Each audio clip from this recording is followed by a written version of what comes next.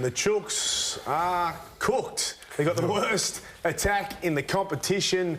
What is going wrong? No one would have seen this coming. As we can see here, they're ranked 17th. Points scored, 16.2 tries, only averaging 7 tries per game. Run meters 16th, line breaks 50th. This is terrible. I mean, for a side that was picked to possibly win the comp, definitely top four, what the hell has gone wrong? A lot of experts, Braith, had the Sydney Roosters winning the premiership. And with the acquisitions that they'd made over the summer, specifically Brandon Smith coming into play number 9, you could understand why. When you look at that top 30 roster on paper, it is star-studded. But then when you go through the performances over the course of this season, I think it's the fact that a number of their key position players are out of form. So whether it's James Tedesco, whether it's Joseph Manu, Angus Crichton's had a challenging season on and off the field. Well, he hasn't come back from the off-season, Angus. No.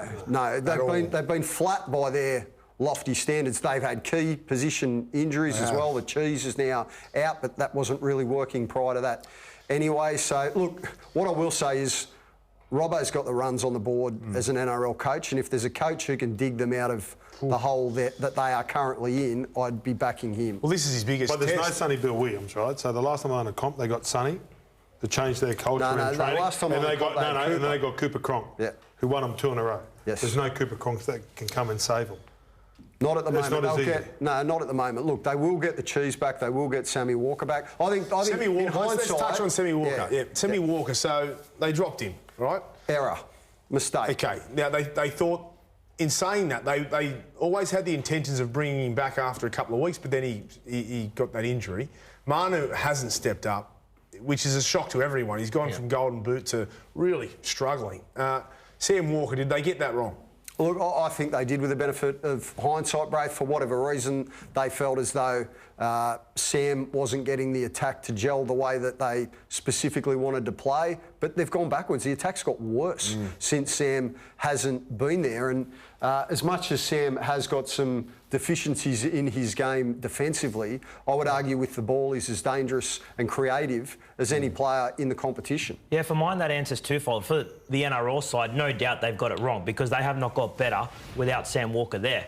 It's going to be hard to see. We can't judge if it's helped Sam Walker and iron out those problems that he had in the game because of his injury. If he had come back now and was injury-free and slotted in and we saw an improvement, then you go, well, long-term, they've got that right. Yeah. So it's not the right decision in terms of the Roosters' on-field performance, but it might have been the right decision for Sam. They don't have a lot of punch through the middle. If it's not Jared, and he's a great player, but if Jared plays, like the Roosters way and they normally win, but you can't rely on a guy at that age to keep that, to keep that forward pack alive. You want the young kids coming through, and they don't have it. Other than Victor Radley, who runs that thin red line, they don't have a lot of punch through the middle of the field either. Why is that though, Gordy? Because Lindsay Collins is a state of origin and Australian representative. Whenever you've seen the Roosters pack lately just blow a side off the park?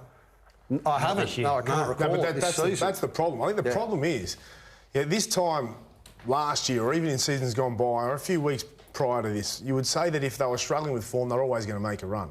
But they haven't looked. They just haven't looked like it. When they've won games this year, it's been a struggle.